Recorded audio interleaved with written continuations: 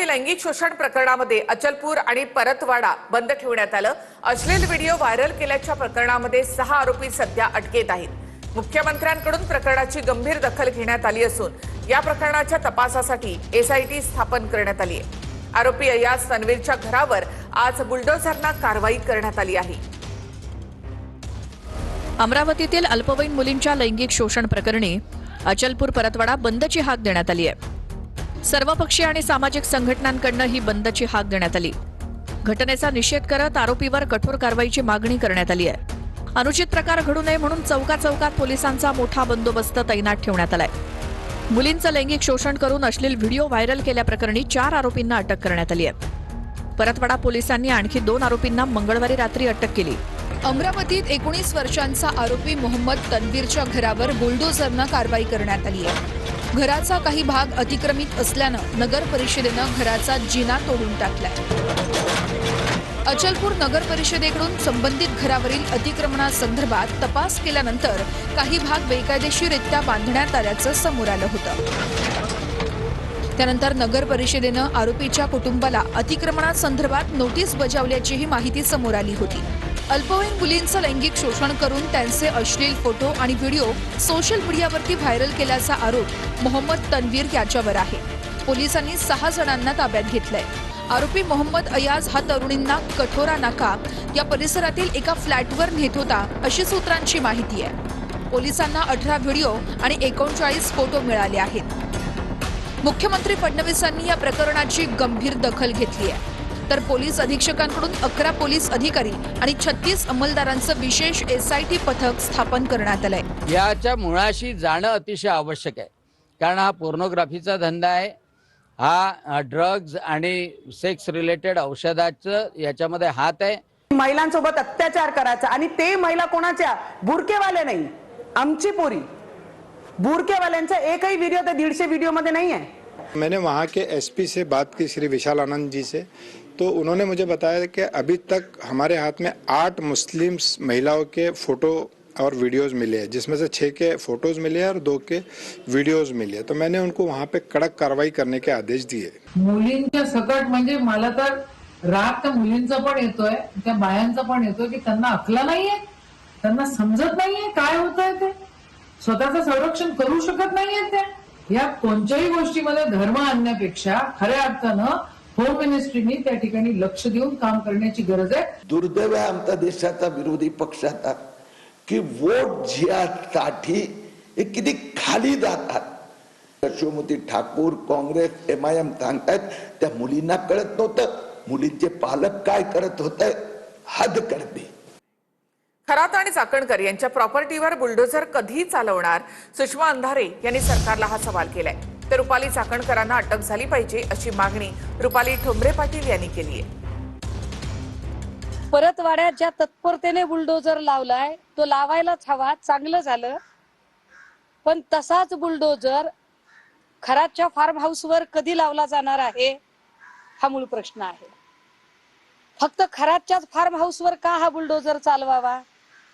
खरातशी आर्थिक संबंध असणाऱ्या चाकणकरांच्या ज्या प्रॉपर्टीज आहेत तिथे सुद्धा बुलडोझर चालवला गेला पाहिजे। तुम्ही ज्या बोंधू बाबाच्या 10वी नापास कोंबडी चोराच्या बरोबरच्या ट्रस्टवर तुम्ही आहात, तुमच्या माध्यमातनं महिलांवर लैंगिक अत्याचार बलात्कार झाले, तुम्हाला अटक झाली पाहिजे। का नाही तुम्हाला अटक होते? खरात प्रकरणामध्ये रुपाली चाकणकरांवरून दमानियांनी स्फोटक आरोप केलेत। चाकणकरांनी भोंदू खरातला 177 फोन कॉल केले, एक कॉल 22 मिनिटांचा होता असा दावा दमानियांनी केलाय। चाकणकरांना चौकशीसाठी का बोलावलं जात नाही असा सवालही त्यांनी केला आहे।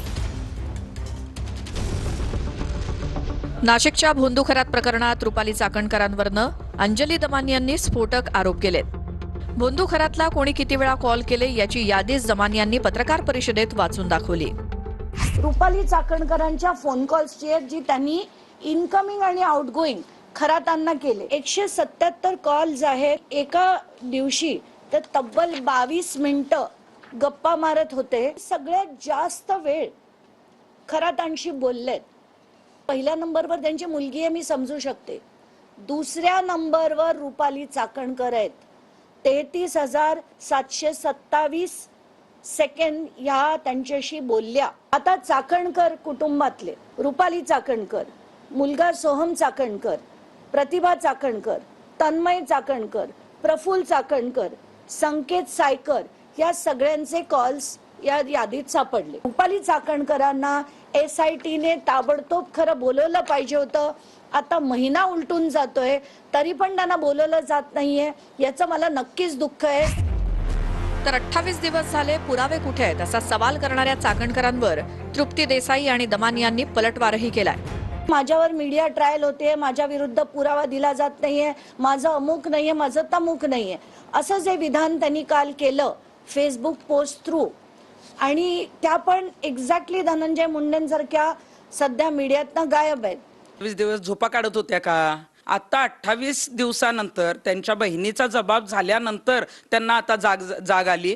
त्या वेळेला त्यांनी जर उत्तर दिलं असतं तर रुपाली चाकणकरांच्या विरोधात फार कोणी बोललं नसतं. याच प्रकरणात अभिजित भांडे पाटलांना SITनं ताब्यात घेण्याची मागणी दमानी यांनी केली.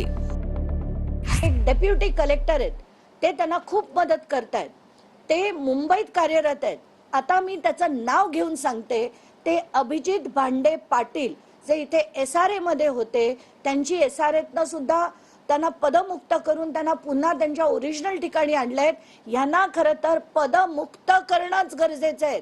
यांना सस्पेंड पण नाही, त्यांना रस्टिकेट काढून टाकणं गरजेचं. राज्यामध्ये भोंदूबाबांचा सुळसुळाट सुरू असतानाच संगमनेरमधील आणखी एका बाबाचा व्हिडिओ व्हायरल झालेला आहे. हात न लावता कॅन्सर बरा करण्याचा दावा करणाऱ्या एका बाबाचा व्हिडिओ सध्या समोर आलेला आहे. फक्त मंत्रोच्चाराने आजार बरा करण्याचा दावा करतानाचा या बाबाचा व्हिडिओ सोशल मीडियावर व्हायरल झालाय. कॅन्सर झालाय. कॅन्सर हा, आणि 20-22 दिवस झाले जेवण नाही, सलाईनवर आहे, जेवण जात नाही. कॅन्सरची गाठ कुठं सांगितली? घशात. तिथे गाठ आहे ना, थोडं सरळ उभा राहा असं. हा हा, बस बस बस. गाठ लगेच निघून जाईल. आता कामाला जाता येईल आईला. जे काही हवन रूपी प्रक्रिया केलेली आहे त्याची ऊर्जा शरीरामध्ये सक्रिय झालेली आहे. ओम शिव आत्मरूपी चैतन्याच्या शक्तीने जी काही कॅन्सर रूपी गाठ आहे त्यामध्ये प्रवेश केलेला आहे. आत्मरूपी चैतन्याच्या शक्तीने मनाच्या साह्याने जी काही कॅन्सर रूपी गाठ होती त्यामध्ये प्रवेश करून मनाच्या साह्याने पूर्णतः कॅन्सर रूपी गाठीची सर्जरी केलेली आहे. ओ ओ शिव शिव शिव. गाठ गेली बघा, पाणी झालं गाठीचं. तर कैसा हराया असं म्हणणाऱ्या मुंबऱ्यातल्या सहर शेखचं नगरसेवक पद धोक्यात आल्याचं बोललं जाते. सहर शेखने बनावट जातीचा दाखला मिळवल्याची तक्रार करण्यात आली आहे.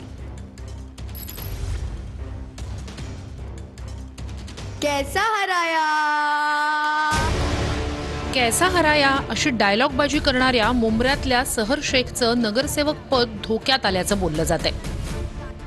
MIM नगरसेविका सहर शेख यांनी अधिकाऱ्यांची दिशाभूल करून महाराष्ट्रातील बनावट जातीचा दाखला मिळवल्याची तक्रार करण्यात आली.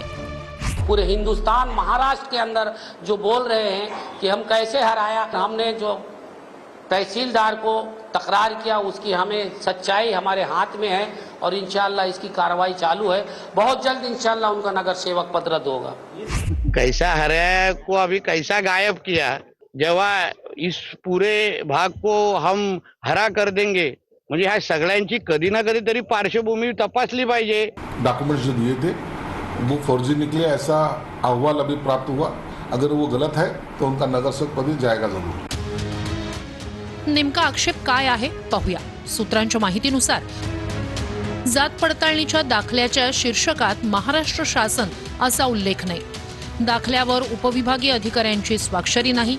वडील युनुस यांच्या लिव्हिंग सर्टिफिकेटवरील वडिलांच्या नावात बदल. वडील युनुस यांच्या काकांचा जातीचा दाखला गाझियाबादचा आहे. स्थलांतरित अधिनियम 2000चं कलम 6 मधील नमुना 10चा अभाव आहे. सहर शेख च्या कांद्यावर चढून काही लोक फेमस होण्याची वाट बघत आहे. मला पूर्ण विश्वास आहे की त्याच्यामध्ये काहीही तथ्य नाही आहे. आम्ही सगळं त्याची स्क्रुटिनी केलेली होती. आदित्य ठाकरे यांना ठाकरेंच्या शिवसेनेच्या कार्याध्यक्षपदाची धुरा दिली जाणार अशी सूत्रांची माहिती आहे. दरम्यान पुढील राजकारण तरुणांच्या हातामध्ये जायला हवं अशी राऊतांनी यावर प्रतिक्रिया दिली. तर माझ्या कार्याध्यक्षपदासंदर्भातील चर्चा या तथ्यही नाहीत असं आदित्य ठाकरे यांनी स्पष्ट केले.